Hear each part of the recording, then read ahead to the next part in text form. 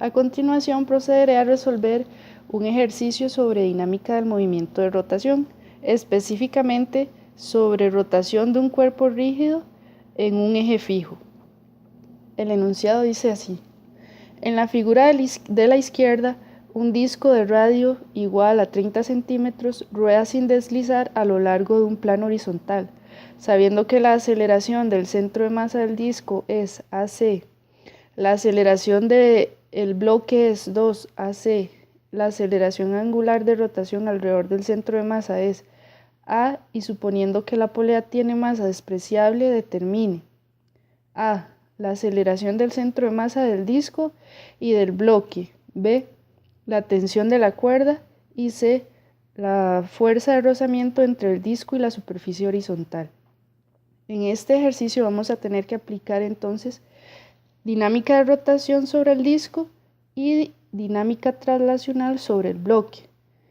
Sacamos los datos más importantes que nos proporciona el enunciado, los cuales serían la aceleración del disco, la del bloque y las masas que están en el dibujo. También podemos determinar o darle un orden a cada una de las figuras de acuerdo al enunciado, ya que aquí nos dice que el disco sería la figura C, el bloque sería la figura B, y el cuadrado grande sería la superficie horizontal. Ahora vamos a analizar qué sucede en el movimiento del disco y luego qué sucede en el momento del movimiento del bloque, donde vamos a relacionar la aceleración lineal del bloque con la aceleración angular del disco para obtener lo que son las debidas aceleraciones y la tensión de la cuerda.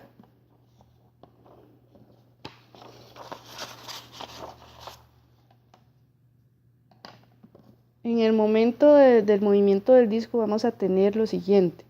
Vamos a encontrarnos un movimiento traslacional, el cual es dirigido en línea recta, o sea, lineal, donde el disco solamente se traslada. Entonces, de ahí vamos a sacar las sumatorias de fuerzas que se van a dar en este caso sobre el eje X, en donde nos vamos a encontrar la tensión de la cuerda menos la fuerza de rozamiento que se da por la superficie.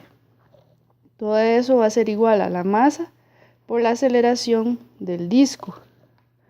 Luego vamos a tener otro movimiento de rotación, el cual va a implicar un torque, el que va a ocasionar, ¿verdad?, que el disco gire. Entonces ahí vamos a tener la sumatoria de torques, donde nos vamos a encontrar la tensión por el radio del disco más la fuerza de rozamiento de la superficie por el radio del disco. Todo eso va a ser igual al momento de inercia del disco por la aceleración angular. Esta aceleración angular la podemos despejar debido a la condición de no deslizamiento, la cual es tangencial, ya que se da en el borde del disco. Entonces, despejando la aceleración de aquí, podemos sustituirla en esta ecuación. Despejando nos quedaría entonces que la aceleración angular sería igual a la aceleración lineal del disco sobre el radio. Y tenemos que el momento de inercia del disco va a ser igual a 1/2 de la masa por el radio al cuadrado. Sustituimos todo esto todos estos valores acá en esta ecuación y entonces nos quedaría de la siguiente forma. También reemplazando la masa de una vez, nos quedaría entonces que la tensión en el movimiento de traslación menos la fuerza de rozamiento va a ser igual a la masa, que en este caso es de 8 kilogramos, por la aceleración. Y en el movimiento de rotación la ecuación nos quedaría de la siguiente forma: la tensión por el radio más la fuerza de rozamiento por el radio, todo eso va a ser igual a 1/2 de la masa del disco por el radio al cuadrado por la aceleración del disco sobre el radio. Podemos ir simplificando o haciendo más simples las ecuaciones, en este caso la del torque. Tenemos entonces que al estar este radio en ambos términos, en ambos lados de la ecuación se nos cancelaría y también se nos cancelaría con esto, quedándonos un sistema de ecuaciones el cual procedemos a resolver de la siguiente forma.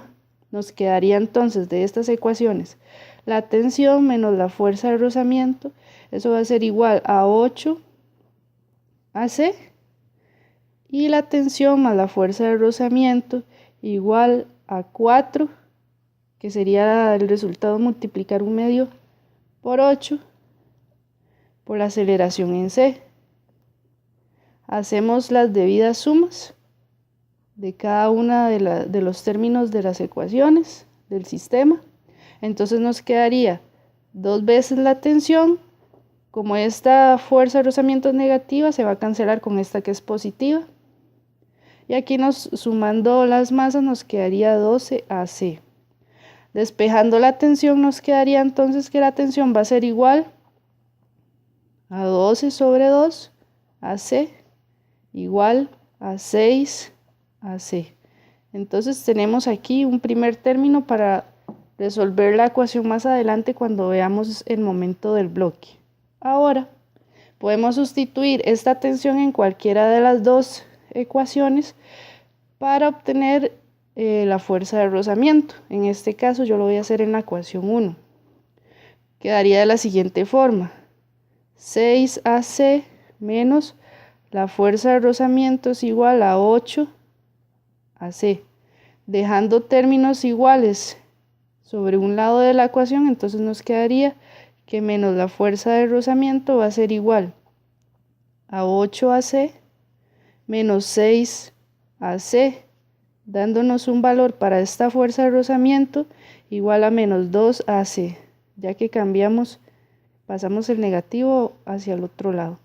Entonces más adelante con esta también fórmula vamos a determinar la fuerza de rozamiento. Ahora vamos a proceder a analizar el momento del bloque. A este le vamos a aplicar dinámica traslacional, específicamente la segunda ley de Newton. Como el bloque está en el eje Y, entonces todas las sumatorias que hagamos van a ir con respecto a ese eje, la cual va a ser igual al peso del bloque, o sea, la masa por la gravedad, menos la tensión. Todo eso nos tiene que dar igual a la masa por la aceleración del bloque. En este caso, ¿verdad? Si sustituimos la masa del bloque y teniendo presente la tensión que nos fue dada como resultado de las ecuaciones que nos salieron del movimiento del disco, entonces podemos sustituir aquí estos valores. Nos quedaría la ecuación de la siguiente manera: la masa de 1,5 kilogramos por la gravedad, 9,8 metros por segundo al cuadrado, menos la tensión de 6 por la aceleración, igual a la masa, otra vez 1,5, y recordando del enunciado que nos decía que la aceleración en B es igual a 2 veces la aceleración en el disco, entonces podemos sustituir esta aceleración. Entonces nos quedaría que la masa por 2 veces la aceleración del disco. Ahora resolvemos de los resultados que nos darían de las sustituciones que realizamos y nos quedaría el siguiente valor. Para lo que sería el peso nos quedaría un peso de 14,7 newtons menos 6 AC, que era la tensión, igual a 3 AC. Pasando términos iguales al otro lado nos quedarían entonces que 14,7 newtons sería igual a 3 AC más 6 AC. Y despejando lo que nos queda ahí para tener la aceleración, nos daría el siguiente valor. Esta aceleración que vamos a obtener aquí sería la aceleración del disco, la cual va a tener un valor de 1,63 metros por segundo al cuadrado. Aquí ya nos sale la primera aceleración, la del disco. Ahora, recordando lo que el dato que nos había proporcionado el ejercicio, entonces simplemente sustituimos la aceleración del bloque, sería igual a 2 veces la aceleración en el disco. Como ya tenemos la aceleración del disco, sustituimos, la cual nos dio un valor de 1,63 metros por segundo al cuadrado. Y la aceleración en el bloque, entonces nos va a dar un valor de 3,27 metros sobre segundo al cuadrado. Esta sería entonces la aceleración del bloque. Retomando las fórmulas que nos habían salido de las ecuaciones del movimiento del círculo, entonces tenemos que la tensión era igual a 6AC. Como ya tenemos esta aceleración, la sustituimos y ahí obtenemos el valor de la tensión de la cuerda, la cual va a tener un valor de 9,8 newtons. Por último, retomando las fórmulas que nos habían salido de las ecuaciones del disco, teníamos que la fuerza de rozamiento era igual a menos 2 veces la aceleración en C. Y volvemos a sustituir, a hacer el mismo procedimiento para obtener el valor de la fuerza de rozamiento, la cual nos va a dar igual a menos 3,27 newtons. Y esa sería la solución a este ejercicio.